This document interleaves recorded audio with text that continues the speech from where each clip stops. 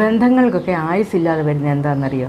അതിൻ്റെ യഥാർത്ഥ കാരണം നമ്മൾ നമ്മുടെ ഇഷ്ടങ്ങളും നമ്മുടെ ആഗ്രഹങ്ങളും മറ്റൊരാളിലേക്ക് അടിച്ചേൽപ്പിക്കുന്നതാണ്. പക്ഷെ അതൊരിക്കലും പാടില്ല. നമ്മൾ രണ്ട് വ്യക്തികൾ രണ്ടായിട്ട് കാണുക. എന്നെപ്പോലെ ആയിരിക്കണം, അല്ലെ ഞാൻ ചെയ്യുന്ന പോലെ ആയിരിക്കണം മറ്റേ വ്യക്തി എന്ന് നമ്മൾ ചിന്തിക്കുന്നിടത്താണ് പ്രശ്നങ്ങളുണ്ടാകുന്നത്. അതുപോലെ തന്നെ മറ്റൊരാളുടെ സ്വാതന്ത്ര്യത്തെ നമ്മൾ പിടിച്ചു നിർത്തുന്നത്.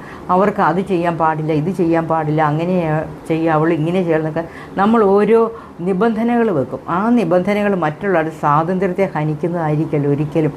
ഏതൊരു ബന്ധവും നിലനിൽക്കണമെന്നുണ്ടെങ്കിൽ നമ്മളതിനെ സ്വതന്ത്രമായി വിടുക എന്നുള്ളതാണ്.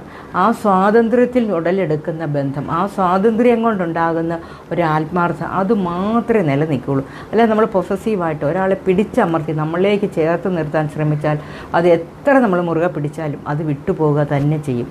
അപ്പോൾ അവരെ പറക്കാൻ അനുവദിക്കുക, സ്വാതന്ത്ര്യം കൊടുക്കുക, അങ്ങനെ ചേർത്ത് നിർത്തുക. അങ്ങനെയാണ്